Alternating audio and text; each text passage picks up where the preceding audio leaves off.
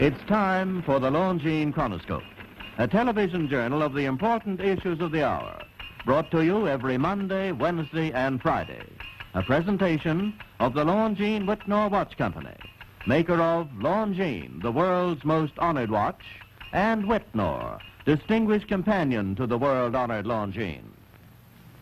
Good evening, this is Frank Knight. May I introduce our co-editors for this edition of the Longines Chronoscope? Larry Lasser from the CBS television news staff, and August Heckscher, chief editorial writer for the New York Herald Tribune.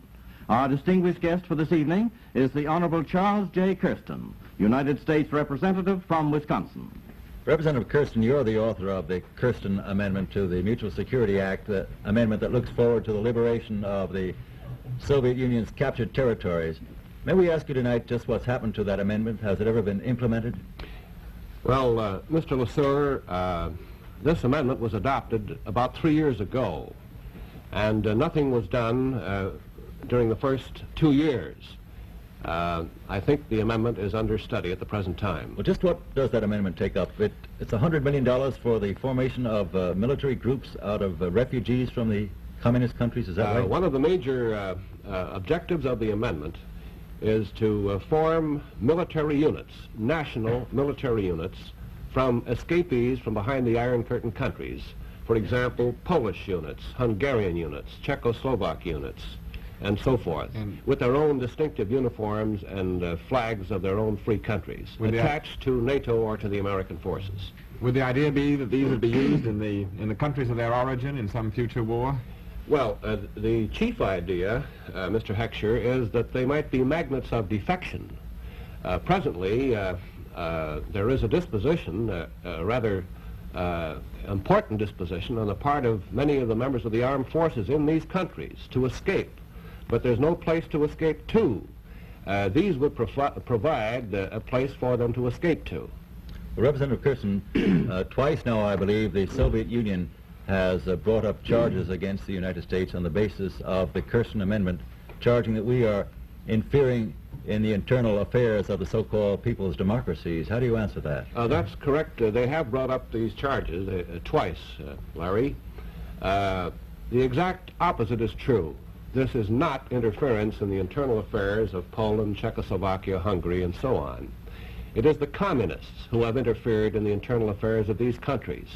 And for the communists to say that anything that might be done to aid in the freedom of these people is interference in their internal affairs is much like the burglar who, in the process of throttling a victim in the victim's home, and if a friend of the victim appears at the window, the burglar shouts, "Don't interfere in the sanctity of this home." Well, Mr. Representative Kersten, you're also the chairman of the seven-man Baltic Committee of the House of Representatives having to do with Estonia, Latvia, and Lithuania. Do you get any information out of those captured territories now? Well, of course, the information coming from these three small countries that were absorbed forcibly by the Soviet Union back in 1940, the information coming from them now is very sparse. A great deal of very interesting information came from them during the course of the past several years that our committee will have access to. Is this in the form of documents and witnesses who have escaped from these countries? Is this information that comes primarily to your committee, or has it come through the Central Intelligence Division, the Central Intelligence Agency, and the system of the intelligence system of the government? Well, I think the major portion of it, Mr. Heckscher, will come from the Baltic peoples themselves, who escaped from these countries at various times, many of whom have documents, some Russian documents, which they picked up when the Russians fled from these countries in June of 1941. You recall the Nazis drove the Soviets out in June of 1941. And there was a period there of several weeks and several months in some areas where the Baltic peoples were able to seize many of the documents that the NKVD had when they were in there. Some of these documents we will have access to. Well, Representative Kersten, are many people escaping from behind the Iron Curtain now that you have access to or can talk to? From these countries, very few, although there have been some very dramatic escapes within the past year, and I've talked to some of those. For example, one man that escaped earlier this year in a boat, and about a year ago there was a family that escaped. Of course, the greatest number of escapees come through East Germany, that is from Berlin, from mostly East Germany and some from the other captive nations. Representative Kersten, you're planning, I think, to investigate the whole manner in which the Baltic states were originally taken over by the communists and have been subjugated to their rule. Is that right? That's correct, Mr. Heckscher. What do you expect to find out from an investigation of that kind that will be useful either in legislation or in the work of the Congress? Well, Mr. Heckscher, when the communists planned to take over the Baltic states, they entered into non-aggression pacts with them. They were engaged in negotiations with them. They had a lot of peace propaganda, and behind that facade, they were all the time preparing for very ruthless aggression. So I think it's very valuable to our times that we know how the communists act in distinction to their propaganda. I think by showing the facts of their aggression in these three defenseless countries, we can show the operation of the communist conspiracy in any country that they would take over. You think of it as a kind of pilot operation then? It was definitely a blueprint operation. The same type of aggression that they committed there, the same type of occupation practices that have occurred there and are still occurring are put into force in the other countries. The same type of blueprint that they would apply in any country in the world. Representative Kersten, I think before the election, Secretary Dulles said that we could never settle for a policy of containment with 800 million people behind the Iron Curtain. But very recently, in September of this year, he said to the United Nations that the United States creed does not call for revolution or inciting other countries' peoples to violence. Now, how does that jibe? Isn't that containment rather than liberation? I think, if I'm not mistaken, he said that we would not export revolution. We don't have to export revolution. Potential revolution is in every one of these countries. We would not want to impose our ideas upon them. They have the idea. And I think it's a problem now of the free world helping them to realize this idea.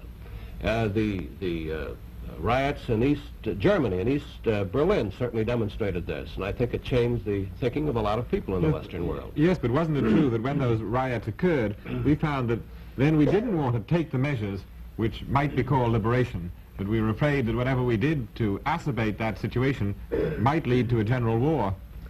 Well, as a matter of fact, I think that Radio Rios and other information programs that were sent in at that time helped to implement that.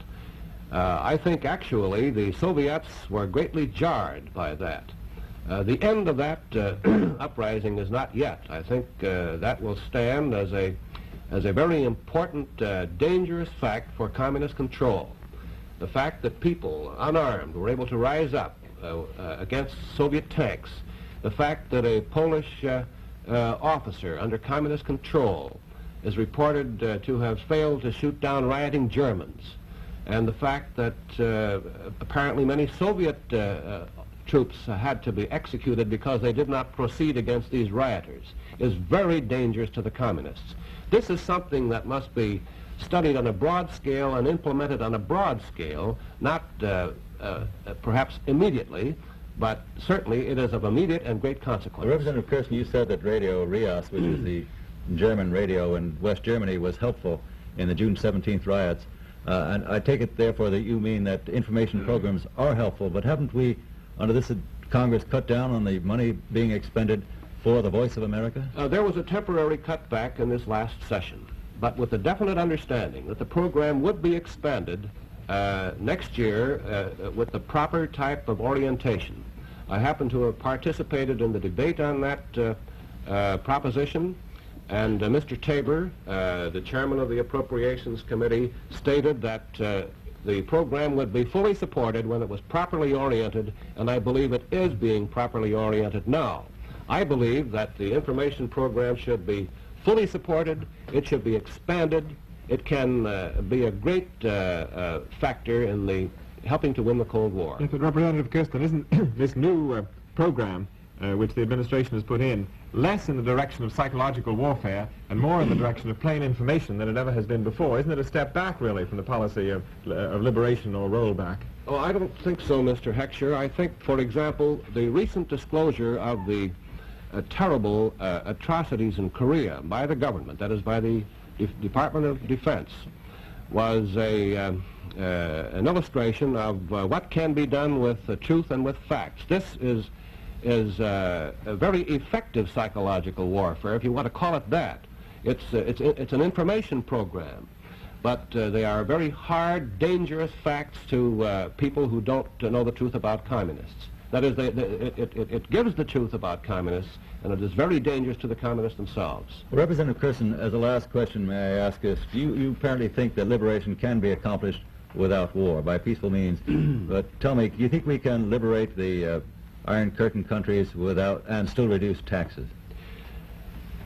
Well, I think that the only way taxes can be reduced, the only way that we can stop drafting American boys, is by adopting and proceeding upon a real policy of liberation by every peaceful means, short of an all-out war between the free world and the slave world. I think a policy of liberation is a policy of peace. It's the communist line that liberation means war. Only, Mr. LeSueur, if these people are abandoned, only if the free world forgets them, could there be an all-out World War III. Well, thank you very much, Representative Kersten, for being with us here tonight. Thank you. The opinions you've heard our speakers express tonight have been entirely their own. The editorial board for this edition of the Longines Chronoscope was Larry LeSueur and August Heckscher. Our distinguished guest was the Honorable Charles J. Kersten, United States Representative from Wisconsin.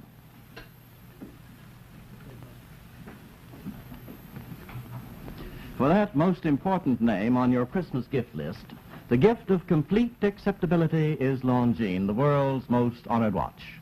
Throughout the world, no other name on a Christmas watch means so much as Longines, the watch of highest prestige among the world's finest watches. The prestige of a Longines watch as a Christmas gift transcends price. It springs from the countless honors which Longines watches have won. For excellence and elegance, 10 World's Fair grand prizes and 28 gold medals. For accuracy, highest honors in fields of precise timing. Yes, throughout the world, no other name on a Christmas gift watch means so much as Longines, the world's most honored watch. And you may buy and proudly give a Longines watch this Christmas for as little as $71.50, made to the unique Longines standard of excellence, with those qualities of greater accuracy and long life for which Longines watches are famous. Longines, the world's most honored watch, the world's most honored Christmas gift, premier product of the Longines Whitnall Watch Company, since 1866, maker of watches of the highest character.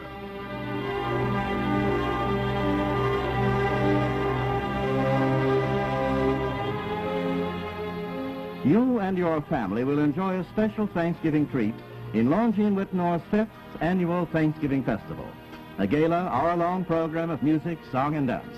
Be sure to see it on this CBS television station Thanksgiving afternoon from 5 to 6 o'clock Eastern Time.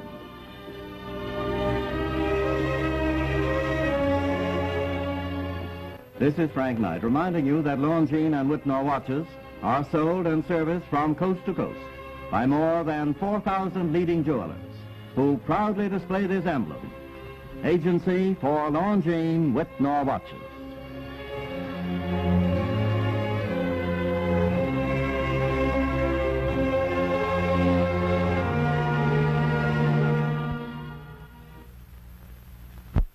This is the CBS Television Network.